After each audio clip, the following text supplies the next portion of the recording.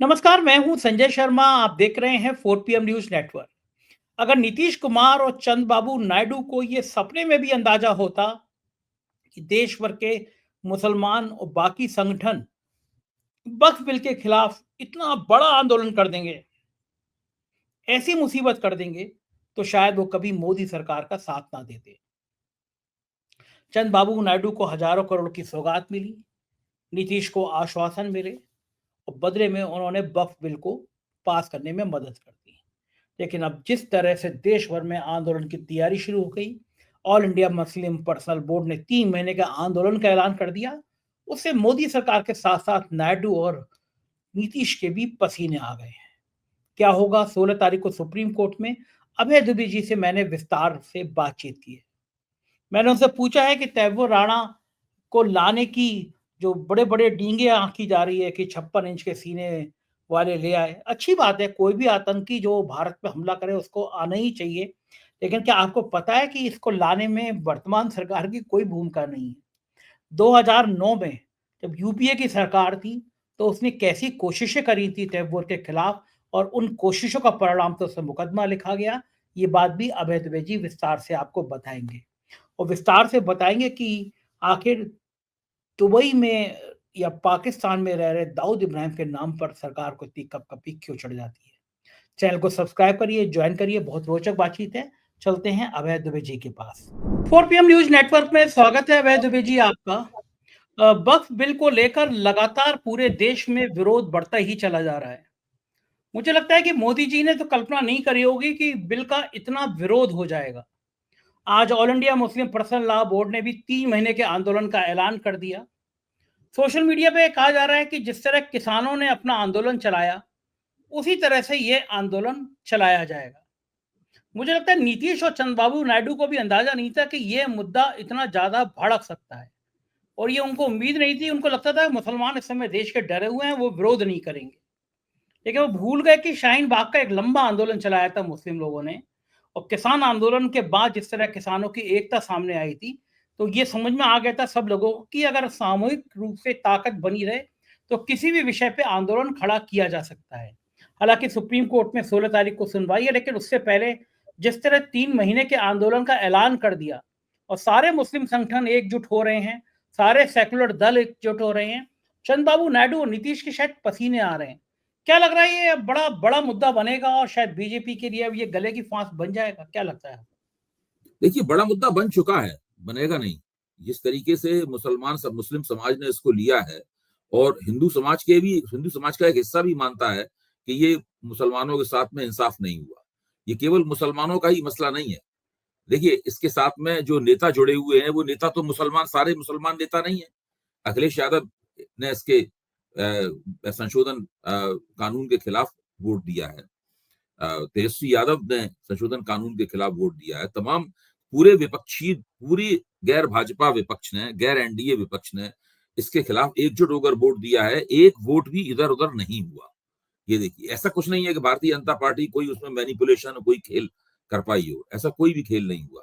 हालांकि भारतीय जनता पार्टी ने कोशिश बहुत की, यहां तक कि वो इंजीनियर रशीद को वहां से निकाल के लाए, जमानत दिलवा के लाए और कांग्रेस को गालियां दिलवाई। फिर हनुमान बेनीवाल को, जो नागौर से कांग्रेस के समर्थन से जीते थे, उनको वहां से लाए, फिर कांग्रेस को गालियां दिलवाई।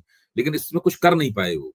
इस बिल के ऊपर पूरे विपक्ष ने, इसका ज्यादातर हिस्सा हिंदू राजनीतिज्ञों का है, मुसलमान राजनीतिज्ञों का नहीं है, उन्होंने खुलकर इस बिल का विरोध किया है। तो मुसलमानों के साथ में पूरे भारत के गैर एनडीए विपक्ष का समर्थन है। ये एक ऐसी स्थिति है जो अभी तक किसी मसले पर पिछले 10 साल से बनी नहीं थी। पहली बात तो ये है। दूसरी बात यह है कि नीतीश, नायडू, और मैं इसमें हमेशा दो लोगों के नाम और जोड़ लेता हूं, चिराग और जयंत, क्योंकि इन दोनों को भी मुसलमान वोटों की जरूरत है और जयंत चौधरी को तो बहुत ज्यादा जरूरत है। और अभी इस साल नहीं, लेकिन इस साल चिराग को जरूरत पड़ेगी, अगले साल जयंत चौधरी को जरूरत पड़ेगी। बिना जाटों के साथ मुसलमानों को जुड़े हुए जयंत चौधरी का कोई भविष्य नहीं है पश्चिमी उत्तर प्रदेश में। कोई भविष्य नहीं है। एक तो भाजपा के साथ जुड़ जाने से वैसे भी वो कमजोर हो गई थी संभावना, और इसके बाद तो वो संभावना पूरी तरीके से खत्म हो गई। इन चारों नेताओं का मानना था कि थोड़ा बहुत मुसलमान वोटों का नुकसान होगा, थोड़ी बहुत नाराजगी होगी, उसको हम झेल जाएंगे, इसलिए हम सत्ता का सुख भोगते रहते हैं, बाद में जब चुनाव के वक्त थोड़ा बहुत मान मनोबल कर लेंगे। ये इन लोगों का मानना था। लेकिन जिस तरीके से इसने गर्मी पकड़ी है, जिस तरीके से संगठित हो रहा है मुस्लिम समाज, मुस्लिम नेतृत्व, हर तरह का मुस्लिम नेतृत्व इस मामले में मुस्लिम नेतृत्व में भी कोई वो नहीं है, फांक नहीं है किसी तरह की। भारतीय जनता पार्टी ने फांक डालने की पूरी कोशिश की। उसने कहा कि अभी तक वक्फ बोर्डों के अंदर पसमानदाओं को नुमाइंदगी नहीं मिलती थी, महिलाओं को नुमाइंदगी नहीं मिलती थी, शियाओं को नुमाइंदगी नहीं मिलती थी, और दूसरे जो छोटे छोटे मुस्लिम सेक्ट्स हैं, जैसे बोहराओं को नुमाइंदगी नहीं मिलती थी, इस्माइलियों को नुमाइंदगी नहीं मिलती थी। ये सब जो नुमाइंदगियां नहीं मिलती थी, अब हम उसमें नुमाइंदगियां देंगे। तो इससे उसको लग रहा था कि ये मुस्लिम समाज के बंटने का भी इसके अंदर एक संभावना हो सकती है। ये पूरा दांव भारतीय जनता पार्टी ने खेला था, लेकिन ये भी नहीं हुआ।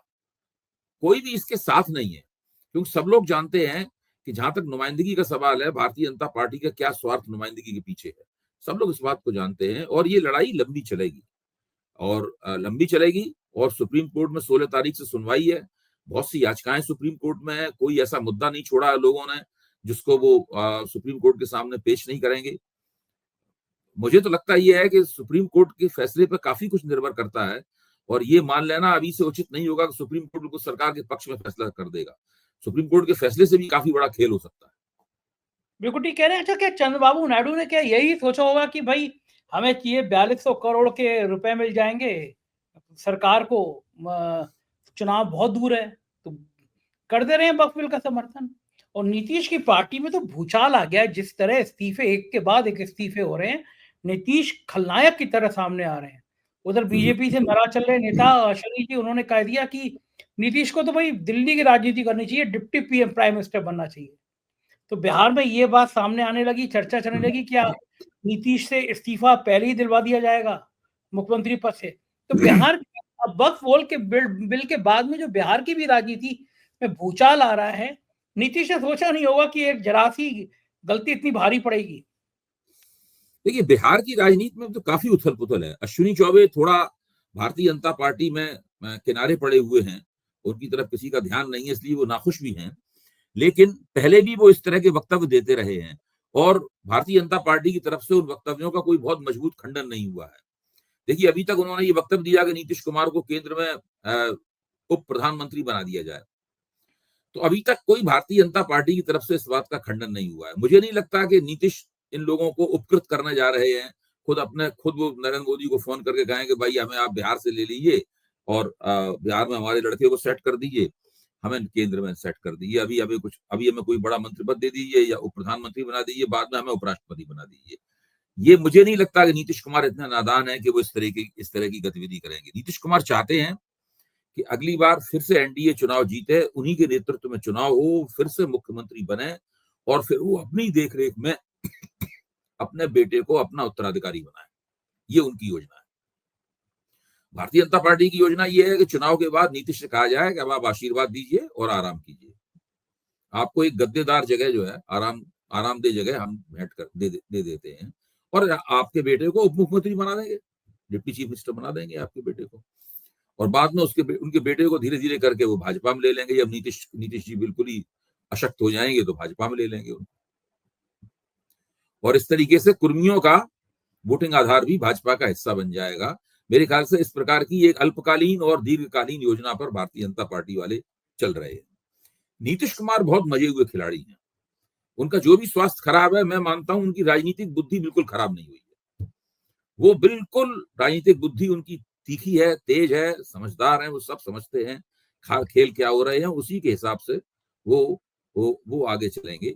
और भारतीय जनता पार्टी भी इस बात को समझती है, इसलिए बहुत सतर्क है। वो ऐसा कोई भी मैसेज नीतीश कुमार को नहीं देना चाहती इससे उनके दिमाग में ये आ जाए कि भारतीय जनता पार्टी उन्हें इस तरीके से निपटाना चाहती है, तो वो खेल खराब कर देंगे। वो नीतीश कुमार के लिए ये कोई वो नहीं है कि सब अभी चुनाव के पहले खेल खराब करेंगे, चुनाव के बाद नहीं करेंगे, या चुनाव के बाद नहीं करेंगे, चुनाव के पहले कर देंगे। वो कभी भी खेल खराब कर सकते हैं। नाजुक है मामला चुनाव से पहले। यानी भारतीय जनता पार्टी को भी लग रहा है, क्योंकि तेजस्वी ने जिस तरह बढ़त बनाई है, तेजस्वी की जिस तरह लोकप्रियता बिहार में बढ़ी है, उससे भी बीजेपी चिंतित तो मुझे लगता है कांग्रेस ने भी, राहुल गांधी ने अभी पिछले दिनों जो बिहार में यात्रा करी है, जो बेरोजगारी का मुद्दा, जो नौकरी का मुद्दा खड़ा किया है बिहार में, वो एक भारी भारी एक चेंज ला सकता है बिहार में। नौजवान अगर देखिए तेजस्वी के पिछली साथ, बार संजय जी इसी मुद्दे पर तेजस्वी यादव ने भारतीय जनता पार्टी को हार की कगार पर पहुंचा दिया था, बेरोजगारी वाले सवाल। इस बार कांग्रेस भी इस मुद्दे को उसी तत्परता के साथ में, उसी तीखेपन के साथ उठा रही है। बेरोजगारी वाले मुद्दे को तेजस्वी भी अपनाएंगे और कांग्रेस को ऐसा लग रहा है कि शायद तेजस्वी विधानसभा में उनको सीटें देने में थोड़ी सी दिक्कत करें, इसलिए पप्पू यादव को भी उसने अपने अधिवेशन में निमंत्रित कर लिया। और कन्हैया कुमार की जो पदयात्रा थी उसमें राहुल गांधी खुद चले गए, उसका भी स्लोगन यही था, कन्हैया कुमार की पदयात्रा का, पलायन रोको रोजगार दो। तो बिहार में जो गैर एनडीए की राजनीति की जो रणनीति है वो अपने आप में बिल्कुल स्पष्ट है। वो लोग जातिगत जनगणना और बेरोजगारी, इन दो सवालों को, और साथ में नीतीश कुमार के शासनकाल के इस हिस्से में खासतौर से पिछले 1 साल में जो कानून व्यवस्था की दुर्गति हुई है, इन मसलों को वो जम के उठाएंगे और कोई कसर नहीं छोड़ेंगे, कहेंगे जंगल राज तो असली ये है। ये मुद्दा है। अच्छा, प्रशांत किशोर की क्या भूमिका रहेगी वहां पे, क्या लगता है आपको? देखिए प्रशांत किशोर कोशिश कर रहे हैं, लेकिन अभी वो आ, उनकी उनकी कितनी ताकत है और वो चुनाव में कितना हस्तक्षेप कर पाएंगे, ये इसकी परख होना बाकी है। ये विधानसभा चुनाव में परख होगी। जहां तक उपचुनाव का संबंध है, उपचुनाव में जब उन्होंने अपने उम्मीदवार लड़ाए थे, उनके उम्मीदवारों को खराब वोट नहीं मिले थे, अच्छे वोट मिले थे उनके उम्मीदवारों को, प्रशांत किशोर के। ऐसी बात नहीं, चुनाव वो बहुत मजबूती के साथ लड़ेंगे प्रशांत किशोर, क्योंकि अगर वो चुनाव उन्होंने विधानसभा चुनाव में मजबूती के साथ नहीं लड़े तो अभी तक की उन्होंने जितनी भी कोशिश की थी वो सब बेकार चली जाएगी, माना जाएगा ये सब ऐसा ही है, कुछ उसमें दम नहीं है। तो जम के चुनाव लड़ेंगे और वो किधर चुनाव के पलड़े को किधर झुकाते हैं, ये अभी कुछ नहीं कहा जा सकता। उनका जो जन समर्थन है, खुद उनका जो सामाजिक वर्ग है जिससे वो आए हैं, उस हिसाब से तो यही लगता है कि कुछ भाजपा के वोट भी बांटेंगे, वो भारतीय जनता पार्टी के वोट भी बांट सकते हैं, यूथ के वोट बांट सकते हैं, युवाओं के वोट बांट सकते हैं, लेकिन कुछ कह नहीं सकते क्योंकि बिहार में जातिवाद बहुत मजबूत है। सभी जगह मजबूत है, लेकिन बिहार में कुछ अतिरिक्त रूप से जातिवाद मजबूत रहता है। और वहां की जो ऊंची जातियां हैं, वो ऊंची जातियां बहुत ही दृढ़ता पूर्वक और निष्ठा पूर्वक भाजपा के साथ हैं। अब भाजपा की समस्या केवल ये है कि ऊंची जातियों की संख्या बहुत कम है। अब देखिए ये अनुमानित आंकड़े हैं जो मैं आपके सामने रख रहा हूं, क्योंकि जातिगत जनगणना तो होती नहीं है। जनगणना के नाम पे तो केवल शेड्यूल कास्ट और शेड्यूल ट्राइब्स के ही पता लग पाता है, और मुसलमानों के पता लग पाता है क्योंकि उनके धर्म से मालूम पड़ जाता है। तो अब देखिए ब्राह्मण पूरे बिहार में केवल 3.7% है। अब इस लिहाज से उत्तर प्रदेश से बिहार की स्थिति अलग है। उत्तर प्रदेश में ब्राह्मण 8-7-8% तक है, मतलब इससे कम से कम तीन गुने भी हो सकते हैं उत्तर प्रदेश में ब्राह्मण। भूमिहार उससे भी कम है, 2.9% है केवल वहां पर। राजपूत 3.4% है। बाकी जो ऊंची जातियां हैं वो 5.5% है, यानी 5.5% है। तो 5, 3, 8, 2, 10, 3, 13 कुल मिलाकर 14.5-15% ही ऊंची जातियां हैं। इसका मतलब 85% जो मतदाता हैं वो या तो दलित हैं, या ओबीसी हैं, या अति पिछड़े हैं, या मुसलमान हैं, या कुछ आदिवासी भी हैं। करीब 1.25% आदिवासी भी हैं बिहार में। 20% करीब दलित जातियां हैं। और सबसे बड़ी संख्या जो है बहुत प्रभावित करती है, जिसकी वजह से नीतीश कुमार की कुछ राजनीति बनी हुई है, वो है अत्यंत पिछड़े वर्ग की। वो 36% है। सारे अत्यंत पिछड़े वर्ग को अगर मिला दिया जाए तो वो 36% होती है। इसको पचपनिया वगैरह भी बोलते हैं कि उसमें जातियों की संख्या बहुत है। तो इस लिहाज से मुझे लगता है कि ये ज्यादा कंपटीशन इसी तरफ इसमें ज्यादा होता है, अति पिछड़े वर्ग में, कि कौन ले जाएगा इसको। अभी तक मैं मानता हूं कि तेजस्वी यादव की जो थोड़ी बहुत कमी लगती है वो यही लगती है कि इस वर्ग के वोटों को ज्यादा अपनी ओर नहीं खींच पाते। पिछली बार मुकेश सहनी को अपने साथ मिला के उन्होंने इसकी कोशिश की थी, लेकिन वो उतना हो नहीं पाया था। लेकिन देखिए अब क्या होता है, क्योंकि ये बिहार का जो सामाजिक संरचना है, उत्तर प्रदेश की सामाजिक संरचना से अलग है। हाँ, ठीक बात है, वहाँ का जातिगत आंकड़ा बिल्कुल ही अलग है। हाँ, बिल्कुल अलग उधर है। गुजरात के अधिवेशन में राहुल गांधी ने पिछड़ी जातियों पे बड़ा फ़ोकस किया। हुँ, हम लोगों के साथी पत्रकार अनिल जैन जी, जो उन्होंने सामाजिक न्याय की लड़ाई बहुत तेज की थी, उनको पिछड़ा वर्ग आयोग का चेयरमैन भी बना दिया। और कांग्रेस हुँ, अब फोकस कर रही है कि बैकवर्ड क्लास पे वो फोकस करे, पिछड़ी जातियों को वो अपने साथ जोड़े। और राहुल गांधी के भाषण में भी ये बात सामने आई। तो जो अब ये कांग्रेस मान रही है कि जिस तरह से पिछली बार गलती हुई, पिछड़ी जाति है उसको साथ छोड़ के चली गई। क्या लगता है कि कांग्रेस के पास में अब कौन-सा मौका है जो बैकवर्ड क्लास को अपने साथ जोड़ सके? क्या रणनीति बनानी चाहिए उसको?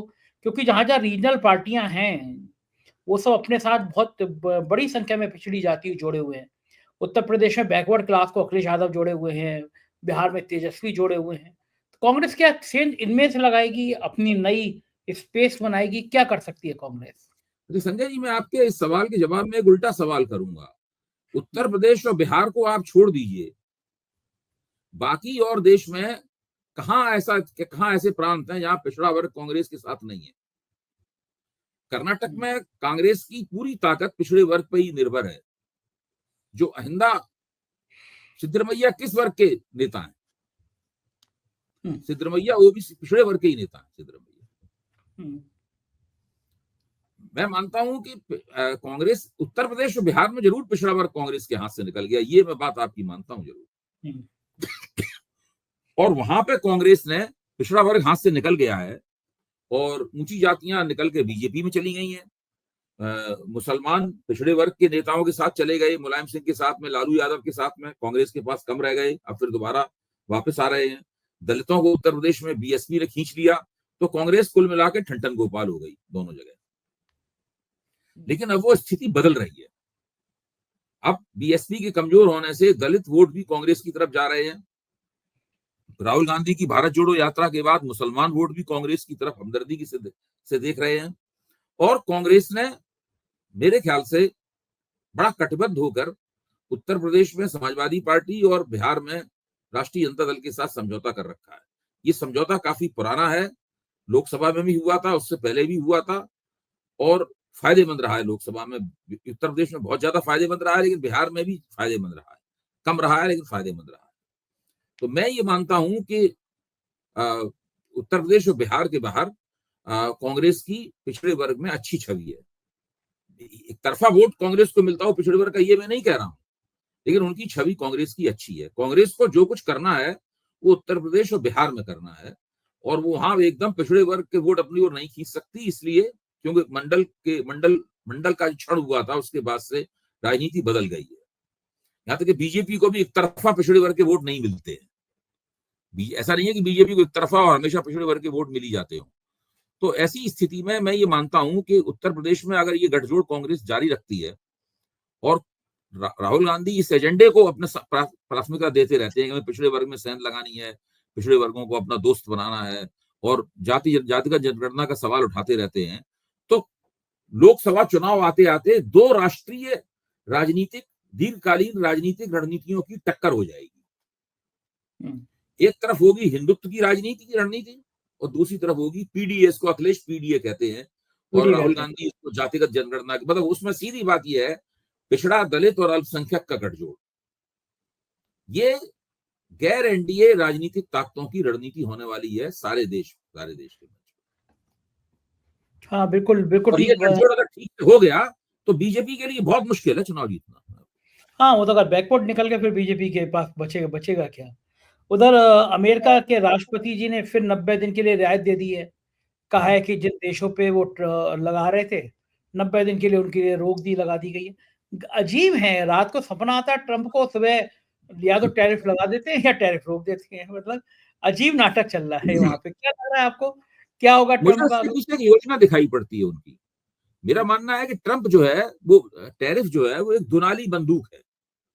उसकी एक नाल से जो है वो आर्थिक अर्थव्यवस्था के ऊपर वो प्रहार करते हैं, यानी देशों की जो एक्सपोर्ट आमदनी है, निर्यात से होने वाली आमदनी है, उसके ऊपर फायरिंग करते हैं एक। और दूसरी नाल से वो कांग्रेस अमेरिका का भू राजनीतिक जियो पॉलिटिकल दबदबा बढ़ाते हैं हुँ, दूसरी नाल से। तो अब इस वक्त क्या है कि ये फैसला लेने से पहले आपको ध्यान होगा उन्होंने एक बयान दिया था, जो बयान काफी गंदी भाषा में दिया गया था। अंग्रेजी का एक गंदा शब्द उन्होंने कहा था, now they are ready to kiss my S, ये उन्होंने एक बयान दिया था। इसका हिंदी में मतलब समझाने की जरूरत नहीं। बहुत गंदा बयान था। तो वो कौन उनकी आस को कौन किस करना चाहता है? वो कह रहे दुनिया के 70 देश इसके लिए तैयार हैं। फिर बाद में जो औपचारिक बयान आया, उस औपचारिक बयान में उन्होंने साफ लिखा, they did not retaliate against us in any meaningful वे। चीन को छोड़कर किसी ने दरअसल उनके खिलाफ जवाबी टैरिफ नहीं लगाए, ये उनका कहना है। चूंकि जवाबी टैरिफ नहीं लगाए, इसलिए ये लोग अब वाणिज्य के सवाल पर हमसे बातचीत करने को तैयार हैं। तो हम इनके ऊपर एक छोटा सा टैरिफ लगा देते हैं 10% का, जो ज्यादा है। पहले अमेरिका एवरेज 3% टैरिफ लगाता था, ये भी 7% ज्यादा है। टैरिफ लगा देते हैं, बाकी बड़ा टैरिफ हम नहीं लगाएंगे और इनसे हम वाणिज्य के सवाल पर बातचीत करेंगे। यानी अमेरिका हर देश के साथ में एक नया बायलैटरल ट्रेड एग्रीमेंट करेगा, जिसमें वो उस देश को मजबूर करेगा कि वो अमेरिका की मर्जी के मुताबिक टैरिफ लगाए।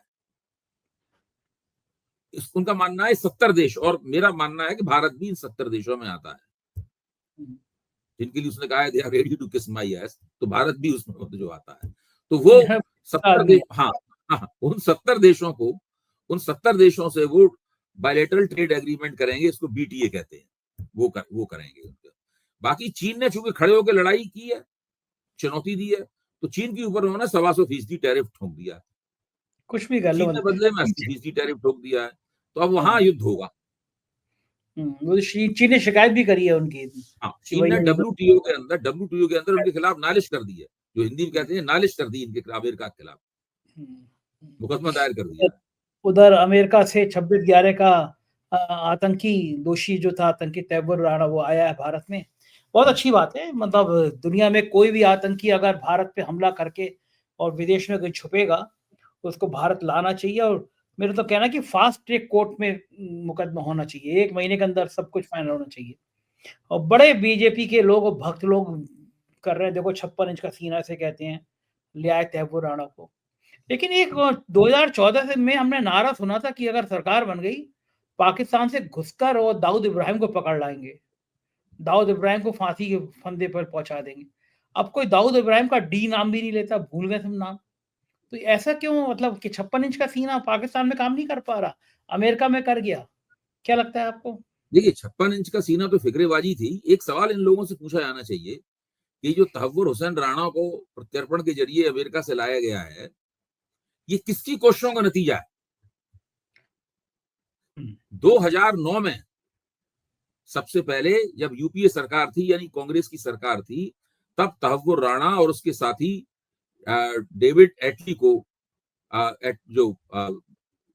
जो उसका साथी था, दूसरा साजिशकर्ता मतलब जो है, उसके खिलाफ मुकदमा दर्ज किया गया था। और तब के विदेश मंत्री सलमान खुर्शीद ने, और तब के जो विदेश सचिव थे, और वहां पर थी भारत की राजदूत थी निरुपमा राव अमेरिका में, इन लोगों ने, विदेश मंत्री हिलेरी क्लिंटन थी तब, हिलेरी क्लिंटन के ऊपर से बार बार बात करके, दबाव डाल के ये कहा था कि भाई इसको गिरफ्तार करो वहां पे। तब भारत ने जो दबाव डाला, उसी के कारण अमेरिका ने शिकागो से तहव्वुर राणा को गिरफ्तार किया। 2009 में। हाँ, वो दूसरा वाला बंदा भी शिकागो में रहता था, वो भी पकड़ गया। उस वक्त ये दोनों डेनमार्क की राजधानी कोपेनहेगन में एक विफल आतंकवादी हमला जो था, उसकी साजिश में लगे हुए थे, जो बाद में विफल हो गया हमला। अच्छा, फिर इन लोगों को पकड़ लिया गया, इन लोगों पर मुकदमा चला, और उसी मामले में इन लोगों को वहां अमेरिका में सजा हो गई। तो फिर उसका प्रत्यार्पण भारत के लिए मुश्किल हो गया। तो जिसको वहां सजा हो जाती है, उसका प्रत्यार्पण कैसे होगा?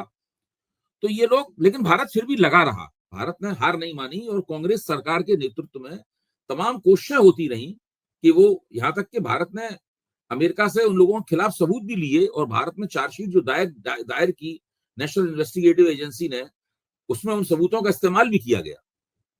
अभी कहीं नरेंद्र मोदी की सरकार तस्वीर में नहीं आई है, क्योंकि अभी तो चुनाव 2014 ही नहीं आया है, ये थे ही नहीं वहां कहीं तस्वीर में। अच्छा, फिर तहव्वुर राणा जो जेल में था, उसका प्रत्यार्पण नहीं हो सकता था, लेकिन तभी स्वास्थ्य खराब होने के चक्कर में उसकी अपील मान ली गई, उसे जेल से रिहा कर दिया गया। जैसे ही रिहा कर दिया गया वैसे ही उसके प्रत्यर्पण का केस बन गया। फिर भारत ने जबरदस्त कोशिश की, फिर तब वो राणा समझ गया कि अब मेरा भारत प्रत्यर्पण हो कर दिया जाएगा, तो उसने अमेरिका की विभिन्न अदालतों में याचिकाएं डाली कि हमारा प्रत्यर्पण न किया जाए, लेकिन उसकी सारी याचिकाएं धीरे धीरे करके वहां पे खारिज हो गई। अब नरेंद्र मोदी खड़े होके और अमित शाह उनके नाम पर ही कह रहे हैं कि नरेंद्र मोदी ने तो कमाल ही कर दिया, कितना जोरदार उन्होंने सफलता हासिल की है। इस सफलता में इस सरकार का कोई हाथ नहीं है। सारी के सारे काम जो है वो 2014 से पहले यूपीए सरकार ने कर दिए थे।